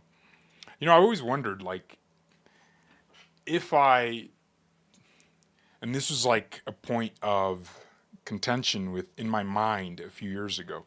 If I got into understanding something, will I eventually get captured by it? But that's I've just discovered that's not how that works, because I'm constantly in a constant battle with my mind. I'm constantly thinking about possibilities, and I even understand my own biases. So it's literally impossible for me to get indoctrinated into an ideology because I consider every possibility. Like, I have considered, what if socialists are right? Like, I've considered that. And guess what? I just disable like every argument they make. I just, with a basic understanding of human nature, it can't work, blah, blah, blah. And then, why does capitalism work? And then I even recognize some of the flaws in capitalism, like the irreconcilable disagreement between the capital interest and workers' need for higher wages. Like, the capitalist will always want to reduce his wage bill, and the worker will always want a higher pay. But it's like this constant battle. But that's solved by having multiple companies and easier employment laws, so that both people are working and doing their best in that relationship. But one is still always going to want more money, and the other is still always going to want to save more money. But it's at least something that can be patched with a band-aid. Communism just says, hey, you want to own something? You can't. Like, oh man. Hey, you want to be rich? Nope, not in a socialist utopian republic. The Socialist Republic of New York. Not in that place, because we're going to take your money and give it to people who don't work. And what's that going to do? It's just going to make people not want to work. So, and examples have been demonstrated throughout history. The market sets the price for goods, which in turns dictate wages. Yeah, speaking of the market, the president of Argentina removed the rent control laws. He terminated all of them, Javier Milei, like as soon as he got into office in 2023. And like a month later, rents just dropped like 40%. Because as it turns out, when you put rent controls in place, landlords don't want to rent out. And you know what's funny? Liberals will be like, why don't we just like introduce a tax called the vacancy tax? If you don't rent out your property, the government will charge. It's like they can't even understand how ridiculous they sound. But anyways, can you tell me who are some of your favorite content creators? I follow Black Conservative Perspective. Greg. Oh, me and Greg and Lou Valentino, we hung out a lot at AmFest last year. Yeah, that was a fun one. I don't know if he's going this year. I've kind of decided I'm not going. It's just a really huge trip, you know? You gotta like dedicate a whole week to that. It's sad, but you know, at least we'll be at home making content about it. So, not the worst thing in the world. Assuming by the grace of God I live. Vince Dow as well. Yeah, I met him. So I like those two. I like Black Conservative Perspective. But in terms of content creators that I watch, okay. Well, I do watch Crowder. I watch Crowder. Not like, I don't watch as much content as I used to. Just because, you know, some of these shows are like at 9 a.m. in the morning, and I'm not waking up at 9 to watch Crowder. So I'll just watch the clips, you know, but I'll watch Crowder.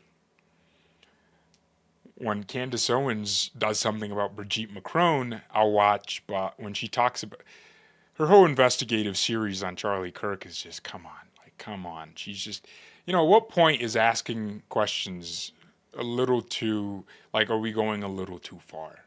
I understand she wants to investigate the death of her friend, but it's like, come on. We have a guy in custody. Let's at least allow the law to convict him, because they have to convict him. I was in a jury. It's very hard. You have to convict him beyond a reasonable doubt. So can't just be doing that. But like, if she started doing Brigitte Macron videos, I'll watch, because they're hilarious. She literally pissed off the president of France. I watch a lot of podcasts, so I'll watch Patrick Bet David when I can. If Tucker interviews an interesting guest, I'll watch it.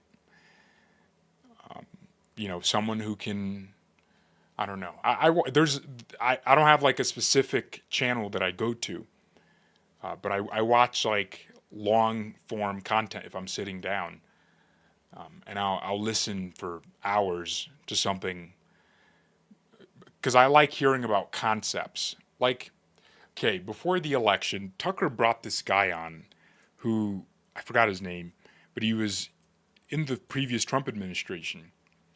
And he was talking about tariffs because I didn't really understand tariffs. So I was like really desperate because I don't like reading a book about tariffs when I can just watch a video of someone who implemented tariffs talk about tariffs. So that person was responsible for U.S. trade policy in the first Trump term. And so he was explaining tariffs. And he went into depth about what tariffs were about. And then he started talking about how, like 50 years ago or 100 years ago, Americans owned this much wealth. And now that much wealth is owned by, a lot of that wealth is owned by foreign entities who are buying American assets, which means Americans are literally poorer, not benefiting from the success of the country. And so it's like concepts like that I enjoy watching. I don't know. Steve Bannon's interesting sometimes, but his show is not for me. Like the whole news thing. Like I don't like news thing. Oh, Charlie Kirk, yeah, of course. Yeah, I would watch that a tremendous amount. I would watch him. Oh, Victor Davis Hanson is not a bad one either, because he'll explain certain things. He's really good about like he'll explain why Trump is popular and something about Trump that people appreciate that you might have realized but you didn't really understand it. So, yeah, I like him. I like him.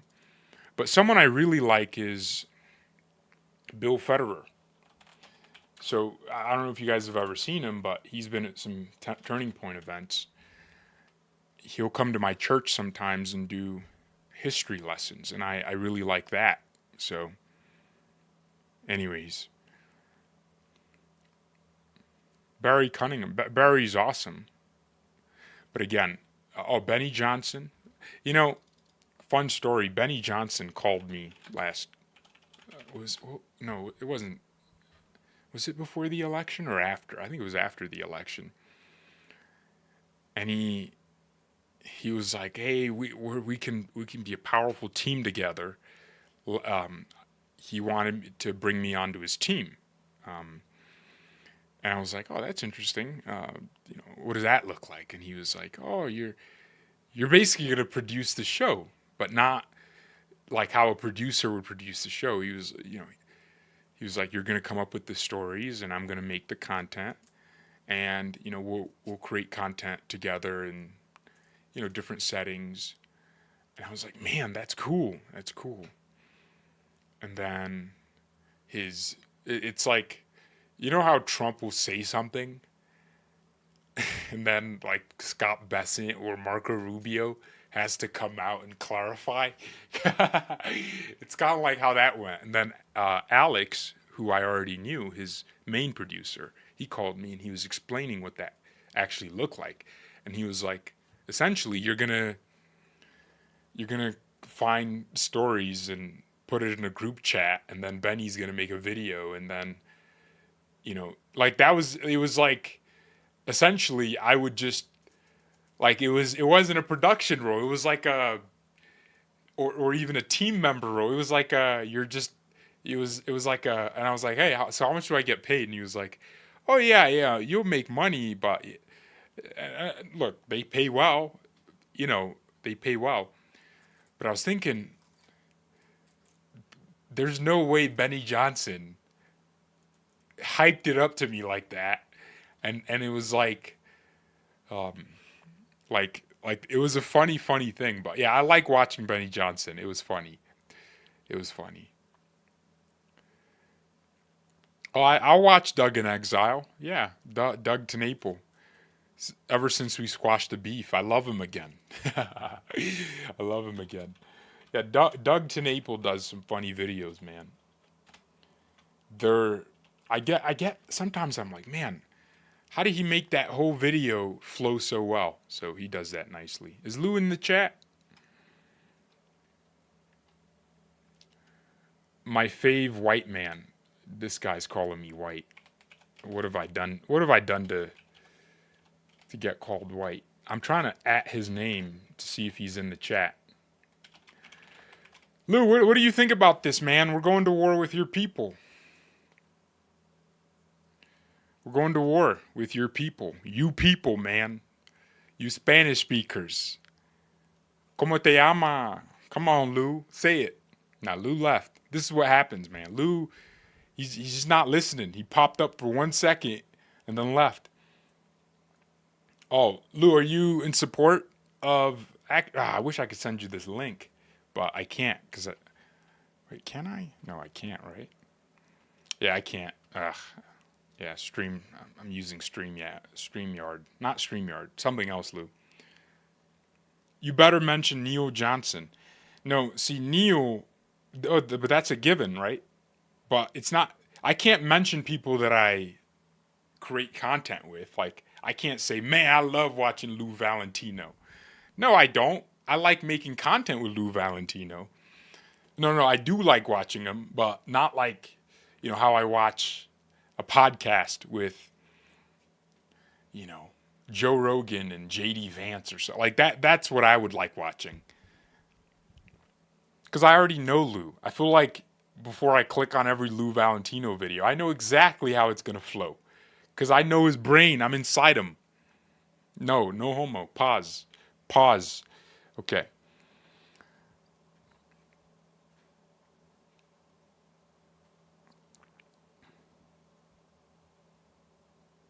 Neil is his camping buddy. Guys, I gotta admit, Neil Johnson cooked something so nice that I was like, yeah, okay, this must be what having a woman wife in your life feels like, Like, he cooked for me, man. That was so awesome. You know how awesome that was? Last night, I went to... It's not a steakhouse. It's like like a grill place. And to see if... So Neil cooked an elk steak that his friend had, gotten.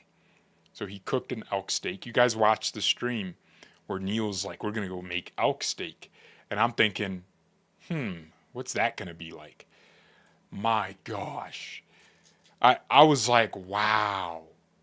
This must be what, like, husbands feel like when their wives cook for them. It was so nice. It was unbelievable. That elk steak. And then Neil cooked another one and said, oh, let's split this one. And I was like, oh, honey. But then I realized, oh, you're a man, Neil. But anyways, it was so, so nice. Neil can cook, okay? Neil's wife is lucky because, man, whoever I get married to, if that happens, if Jesus doesn't come back and, like, take us all back to heaven or something and ends the world, whoever I get married to is going to, your life is ruined. Oh man, you're gonna have to deal with I'm not cooking. I'm not taking out the trash. No, it's just gonna be it's gonna be something. It's gonna be something. But Neil was so good at cooking. The asparagus, it's just when you just taste the salt in the asparagus and it just moves you, It just moves your soul. The angels in heaven are like having a worship sermon because of that. They're like, hallelujah. It's like, man, the angels up in the clouds, just loving, like, your enjoyment. Like, all of life is just fixed. Every problem is fixed. The health issues are fixed. Everything is fixed. When you just taste the salt in the asparagus and the taste of the butter and and it was a medium. It was medium. It wasn't medium rare. I don't go that quite far, I try to stay in the middle, straight. I'm not crooked. So just the cut. Oh man, some of you vegans don't know what I'm talking about. But it was just like you'd cut into it and it just tasted and it's just like it was just like melting. and then you chewed it, and then it was like, oh, it's just enough, you know. It's just enough. It's harsh, but not too harsh, you know. Elk steak, ladies and gentlemen, elk steak. That's my new favorite food. Forget about Chinese fried rice and Popeyes and KFC and all the black people food. Elk steak is now my new favorite food. So much so, I promised Neil we are 100% going hunting next year, this time, God willing. Oh, it's so good. Oh, so good, man. Yeah, Neil cooking was just so. And then it was just, and then he made broccoli, which I cut. I cut the broccoli. I did it well. He showed me how to cut it to his specifications, and I cut it. Then then the onions he just like put in there, and then this pepper wasn't too spicy. It's just right. Just tasted so good. Okay. Anyways, it takes a certain amount of brain power to be well off for people to think those of us are smart enough. For people to think those of us are smart enough to be high earners will allow our money to squander off. Same brain power will outsmart dummies. Yeah, I actually have a video about businesses fleeing New York. Literally, New York is going to have a huge crisis. Zoran Mamdani is going to lose all the taxpayers before he taxes all of them. He wants to increase taxes on white people specifically. Well, they're going to leave. They're going to go where they're welcomed. You know, and before it would have been like people have these ancestral ties to the place they're in. But now, if you're just going to pay less somewhere else and still be in the same country, you're going to move. And you're going to have better weather, better government, better roads. You know, it's not even that it's just high taxes. The bigger problem is you pay high taxes and they don't get you what you're paying for. You don't get your money's worth. You're paying into a system that is destroying your city, destroying your children's education, destroying everything. Your roads are not better off than they were. That's the larger problem with paying high taxes. You're not even getting the benefits you pay for. So, yeah, someone like Zoran Mamdani is going to learn real fast how fast wealthy people are able to get up and move out of New York, and it's already happening. So I'm going to put that video out at some point. Duck is great and pleasant, I suppose. Yeah, all right, let's pray out here, and then I'll evacuate like Maduro is about to. Lord, thank you very much. I specifically pray for the Venezuelan people who are living under an authoritarian dictatorship. I pray that you give wisdom to our leaders who are fighting a very interesting opponent. Lord, that everything should be done according to your will and ethically and with great respect to everyone involved. Lord, I pray for the U.S. military, whatever operations they're conducting, that they are protected and instilled with a great degree of discipline, and that they have the fear of the Lord, because that's where everything else proceeds from. We thank you in Jesus' name, amen.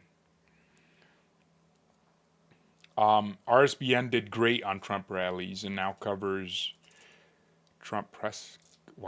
That's the one comment I read. That's crazy. Yeah, RSBN. I was on RSBN. Guys, I made it. It was like the dream. So when Trump came to Aurora, I went up to RSBN, and me and the RSBN guy, we did a show together. That was cool. That was my one chance to meet Trump. You know, I tried to get a picture backstage, but you have to have like a week's notice. What do you do about the Caucasaurus Rex Sympazes. I'm 44 and retired. I have a life outside the anarchy tyranny state of America. But what happens to everybody else? The country will be fine. It'll be fine. God is gonna, well, not abandon us, I assume, right? No, the country's gonna be fine. Okay, we do have some commies living amongst us, people that are not America first, they are every other foreign country first. You know, you have all kinds of special interest groups and organizations that want the American politician's attention to be away from his constituents, his or her constituents. But ultimately, the American people will prevail because this is just another moment in history, right? It's not the end of history, it's just another moment. But where's everyone watching from? America first doesn't mean destroy everything else. True. Doesn't mean no one else matters. It just means American politicians should put the interest of the American people first. And that's good for everybody. That's good for the entire world because the interest of the American people always align with a degree of righteousness, right? The American people don't want to see devastation either. It's when we put the interest of lobbying groups, special interest, money interest, the business interest, and all these other interests that we lose the plot. I choose no fear, no regrets. Awesome. Seattle, oh my gosh. Seattle has their own Zoran Mamdani, and she's like a commie chick. You know, why are we allowing Seattle and Portland to just fall? Oh, by the way, how could I forget? Trump and the administration, Marco Rubio, designated Antifa as a terrorist organization. Yes! How could I forget that? That's such a big... Did you guys see that today? Antifa has been designated as a foreign terrorist organization. Here's the thing. They are groups that operate domestically, so they have chapters in the United States. But what that does is it allows them to dismantle their international criminal enterprise. You're going to watch it happen. Oh, see, this is what I'm talking about. This administration does things where I'm like, oh man, that's so awesome. And then Trump comes out with Laura Ingraham and he's like, we need H-1Bs. And it's like, I'm just kind of hoping that, you know, what Scott Bessent said, which is, you know, I don't think we need, you know, H-1Bs to train Americans to do anything. I don't believe that. I think we have enough talent here. It's just not being used. If you go to Silicon Valley startups and companies and say, hey, I want to apply to be a software engineer and you're white, they're going to say no, unless you're a fat black woman lesbian who has 50 baby mamas. You're not fitting our diversity quota. You got to go, Connor. And that's really the problem. There's a cultural problem in our industries, and we need to fix that. And that's how we get the skills to come back in the population. We have to make it a priority for everybody to be treated equally under the law. So I don't believe in H-1Bs, but it's like, like they do some awesome things, and it's like, why did he say that on Laura Ingraham? We don't need like tech workers from Bangladesh just because big tech wants cheap labor, which is why they prefer H-1Bs, because they don't have to give them health insurance, give them dental insurance, vision insurance, pay them well enough to live. They don't have to do that. They can just keep their profits in their pockets. And look, unless you view the United States as an economic zone and not a country of people who have interest beyond just making money, then, you're going to want endless H-1Bs. So But the thing is, I think they're making it harder though for these companies to hire H-1Bs. They're charging them $100,000. So yeah, that means if they really believe in that illegal or not illegal, that immigrant worker so much, they're gonna have to pay the money. But yeah, anyways, this designation of Antifa as a terrorist organization is one of those things that's so awesome. Now get to the real work. Arrest George Soros for funding them. That's what I want to see. I pump money into foreign assets when their economy is down. That money stacks. It pays for my vacations and properties.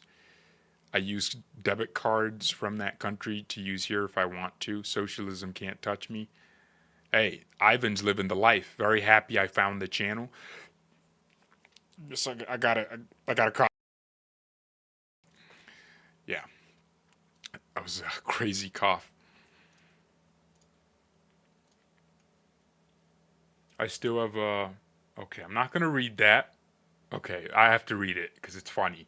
So I have a condom wrapper from Bahrain, but other than that, the West will fall. Wait. Is that what you're saying? Okay, I don't know what that means, unless you're just mistyping. I won't be here. The West is falling when you look at Western Europe, but the United States is leading in AI. It's leading in virtually everything, and there's actually a resurgence of domestic industry. And Europe might be going backwards, but certainly not the United States. And anyone that dooms and says, "Oh, it's over," like, look, I understand half our population, nearly half, are just gonna vote for socialist in big cities. But this country is full of a lot of people, and they think differently. And for the most part, they like common sense politicians. They don't want to Zoran Mamdani the entire country. Although it's really bad that the financial capital of the country is going to be led by someone who is ideologically opposed to what Americanism is. But anyways.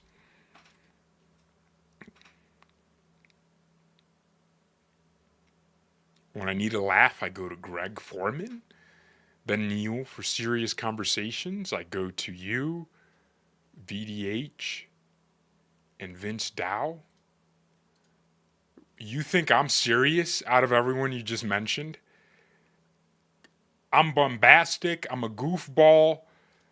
I'm like, you think I'm the serious one? Vince Dow is smart. But that comes with the territory. He's Asian. That's unfair. He's just like born a genius. Yeah, Vince is in person.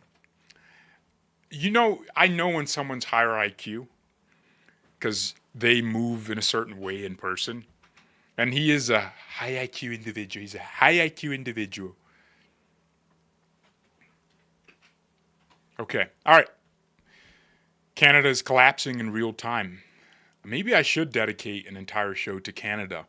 Oh my gosh. Guys, why I wanted to talk about this in this show. This was so unbelievably beautiful. When I read this, I fell in love with this guy. What's his name again? Mark Carney of Canada. Just watch what he said, guys. It just made me feel so good. I know we ended the show 20 minutes ago, but now I just remembered this. So 1.7 billion for the world's most talented researchers, 1,000 of them, and targeted H-1B visa recruitment from the United States.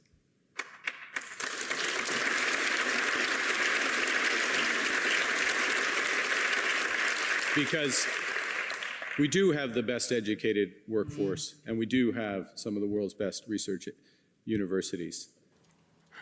Did you guys hear that?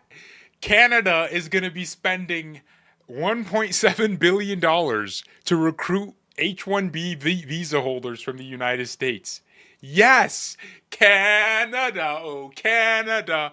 Come on! This is the best I've ever felt about Canada. Thank you! Thank you guys so much. Best neighbor ever. You're gonna spend your money to take the people we don't want? Yeah, great. Oh, our American children, our young people can finally go to big tech and get a job. If if they have a normal name like Connor from Nebraska, he can finally get a job over Patel. Perfect. Awesome. Not sure why this is a problem for us. Honestly, it's funny because Canada had an opportunity to elect somebody that I thought would have been a better prime minister. It was Pierre Poilievre. Now, Pierre was very much like, running this weird campaign where he didn't want to align with Donald Trump. He was like trying to do his own thing. But that backfired because it alienated Canadian conservatives and it didn't bring that coalition together. So this guy got into power and he's worse than Trudeau. And the reason, have you guys noticed when Trump doesn't like, or when a world leader is easy to work with and Trump can get whatever he wants from them, like Keir Starmer from the UK, Trump will be like, he's a great prime minister. Keir, great guy. Awesome. Beautiful. He does great work. Your prime minister is awesome. That's because he got the UK to do everything he wanted in that trade deal. And now Keir Starmer, who was calling Trump like a Nazi a few years back, is now suddenly prime minister. And now he's giving Trump everything he wants. And so to Trump, he's a great guy. Which is code for he's giving me everything I want. Right? And then Mark Carney comes in and Canadians are like, Trump is gonna Carney's gonna bully Trump in negotiations. And then the one thing they're celebrating is Trump stopped talking about the 51st day. Oh man, I wish I was back on YouTube during the 51st state saga. That was so beautiful to me. Canadians went from like, stop the tariffs to, please at least stop calling us the 51st state. It's like Trump just completely shifted their mindset. A win for them was him not saying for one day that they should be the 51st state. How far the mighty, I don't know if Canada was ever mighty, have fallen. So, yeah, Mark Carney is clearly somebody Trump can push around in negotiations. Because remember that clip where Trump's like, he's a great prime minister, great guy, great leader for Canada. And then they're like, so why haven't you made a deal with him if he's such a great leader? And Trump said, because I want to be a great leader too. It's like he knows what he's doing. He's like, he'll stoke these weak leaders' egos because their weak psychology forces them to like him. But when he talks about Putin and Xi Jinping, he'll talk about how he respects them, and it's like he'll compliment them too, but it's like a different seriousness. When he talks about Mark Carney, he's going to be, there's Canada. Where's Canada? There's Canada. Mark Carney, great prime minister, great guy, great guys, great to work with. He'll call them a tough negotiator, and everyone knows that's not true. Mark Carney's not a tough negotiator. If he was a tough negotiator, Trump wouldn't be postponing talks because an ad annoyed him. Like the ad they put out to like derail Trump's tariffs and influence the Supreme Court. Yeah, Trump was like, I'm terminating trade talks. If Trump respected Carney, he wouldn't have done that because it wasn't Carney who put out the ad. It was like Doug Ford.